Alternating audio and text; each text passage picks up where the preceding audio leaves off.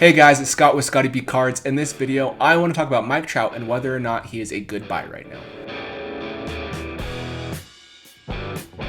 Okay, Mike Trout, we all know the guy. Best player in Major League Baseball, but he has missed this last full year due to injury. Year before that, he only played 50-ish games because it was only a 60-game season. And so it's kind of put some of his cards into limbo. In this video, I just want to break down some things about Mike Trout and just discuss whether or not he's going to be a good investment moving forward for the short and long term. So the very first thing I want to talk about is the fact that Mike Trout is the god of WAR. And when I say that, WAR is a statistic that will take all parts of a player's game and it compiles year after year, game after game, and gets to, right here is at 72 WAR. The average Hall of Famer is right around 65 to 70 WAR. So through Mike Trout's age 27 season, he was already a basic Hall of Famer with all the upside in the world left because he's only 27. Here you can see actually has 72.6 F WAR, which is Fangraphs WAR, which is the highest ever through an age 27 season. Higher than Ty Cobb, higher than Mickey Mantle, Roger Tornby, Jimmy Fox, Alex Rodriguez, Mel Ott, and every other player in Major League Baseball history. So that's why his cards are kind of going crazy. There's so much expectations for him and future projections being the next GOAT. But you got Barry Bonds, and he had a little bit of help playing a long time, if you know what I mean. And Mike Trout hopefully doesn't have that same help and ruin his legacy, but he might not be able to do what Barry Bonds did. And that's what we're going to talk about. So here's Mike Trout's stats now. First thing I want to talk about his WAR. This is Baseball Reference WAR, which is calculated a little bit different with defense and a few other metrics, but not by much. Compared to Fangraphs WAR, he's at 76. So at age 27, he was at 72.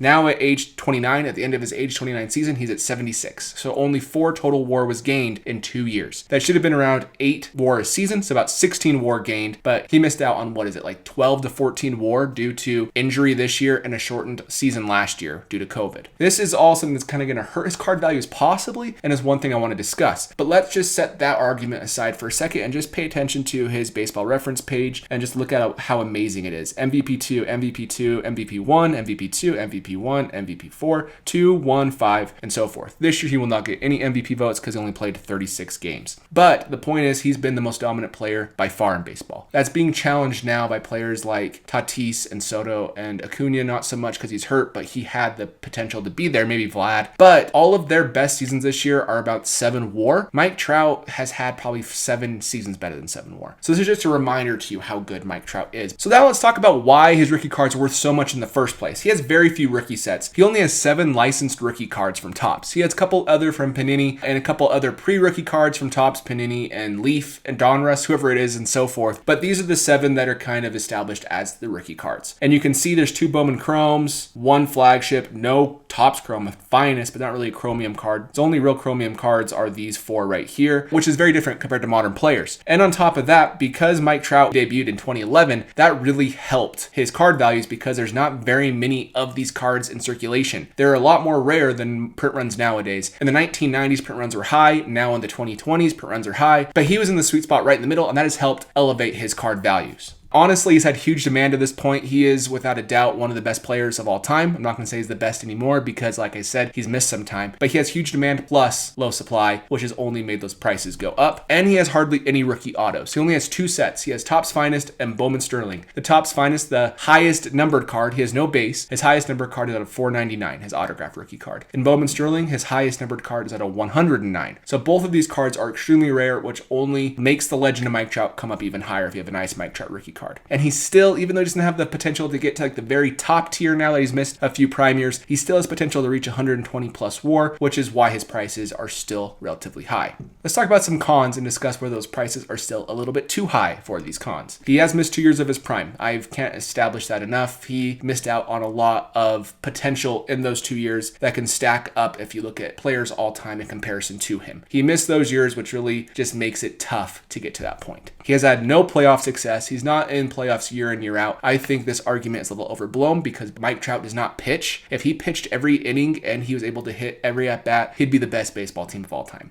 And you get my point. That's just how it is. He has 4 at-bats a game, maybe 3 balls hit to him in the outfield a game. He doesn't have as much ability to impact a game as basketball or football if he was a quarterback and other sports like that. He doesn't have extreme power numbers. His most home runs in a season, I think, was 45 in 2019. He also got hurt at the end of 2019, which kept him from hitting 50 because he easily would have. Because he only had 45 45 home runs. It's kind of up in the air how many home runs he'll have at the end of his career. If he can get to 550 or 600, I think he'll be lucky. And prices aren't really where you would expect. They're still high. If we look at this card ladder image right here, you can see it's actually still high. And because it is still high, it makes you wonder maybe you should wait or not be buying his cards. But if we can talk a little bit longer, I might persuade you against that. So you can see it started at $27.59. This is his 2011 Topps Update rookie card. And now they're sitting around $3,000. There were a few outlier sales right when I made this screenshot that pulled it up. The average price is at $3,700, but that's including this huge peak. So his average PSA 10 update is about $3,000. So it's not up by a ton. It's essentially where it started a year ago, but it does have this huge run of hype heading into the season. And that's what I want you to pay attention to. There still is opportunity right here. And I think that is going to happen again. And for this card, a little bit different story because the update has about 5,500 cards graded in a PSA 10. The Bowman Chrome only has 500. And so it is a lot more scarce, but you can see it started at 2,000. Now it's at 3,000 and it sells there relatively consistently because it is such a low printed card. But because it's low printed and this Mike Trout still has demand, it's going to go back up past November and December. Once spring training hits or before spring training, as long as there's no lockout, which there's potential to be a lockout with the CBA ending, then that card will go up even more. People really react. They overreact in modern markets. It's not like vintage where they appreciate slowly like fine art.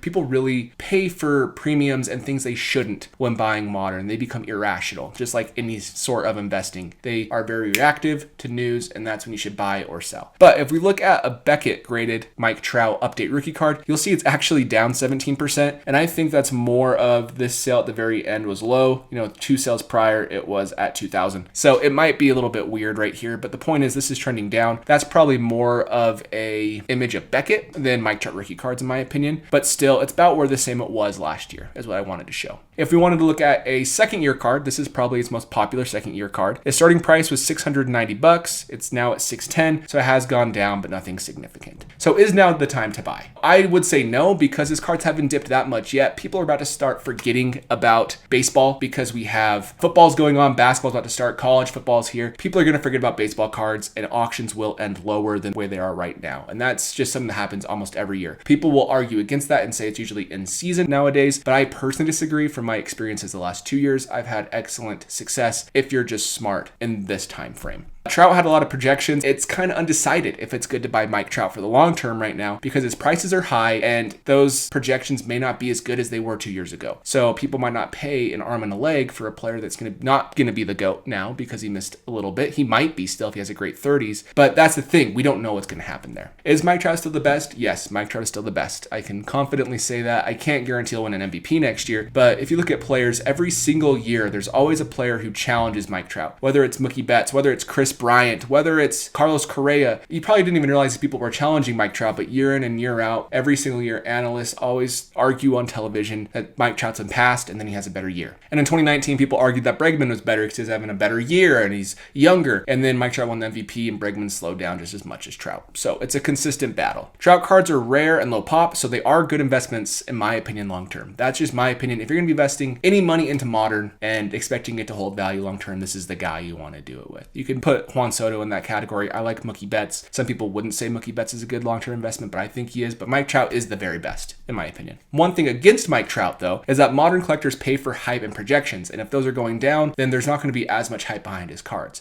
But if Trout can get some playoff success here soon, and that might die out a little bit if you think about it. People are going to start saying Mike Trout has a chance to win a World Series. And if he does, his cards will go berserk, in my opinion. One thing I also want to point out is Trout has 96th percentile speed. That was before his calf tear, which is insane. That's really fast. I think Mookie Betts is about 60th percentile compared to Mike Trout. That's slow. And so overall, he still has speed going into his 30s. If that drops down to 75 to 80, that's still really good in comparison to league average. If Trout can have some team success, postseason success, then his cards will go very much up. If we look right now, I just wanted to show a couple tweets that I saw. First one is comparing Juan Soto this year to Mike Trout. This was from September 24th, so I don't know if Juan Soto's numbers have changed all that much, but that's Mike Trout's last 142 games played. He's still having a better year than Soto. Soto is really looked at right now as the best buy for a young player, but Mike Trout in age 29 season is better. and I think he's going to be better next year as well. And Mike Trout and Shohei Ohtani and also Joe Madden have really been pushing for Perry Manassian to go and make some big signings. Perry is the new GM, came from the Braves, and because he's new, he will want to support Trout. So new GM, new results. Let's talk about it. Rendon will be back. Anthony Rendon was hurt with a hip injury, and he was out a majority of the season. If he's back in that lineup, it'll look real good. Justin Upton will be back, and he could be good or bad. You never know with Justin Upton. Ohtani is an MVP. Can you imagine having Mike Trout and Shohei Ohtani back-to-back nowadays moving forward? Joe Adell has kind of figured it out, and Brandon Marsh has shown huge potential in the big leagues this year and is a solid future piece. And then you have money coming off the books soon, not this next year, but the year after. I think Justin Upton is gone and a couple other players. And so on top of that, if we have expanded playoffs, that's only going to help Mike Trout values as he's able to have more playoff success and recognition.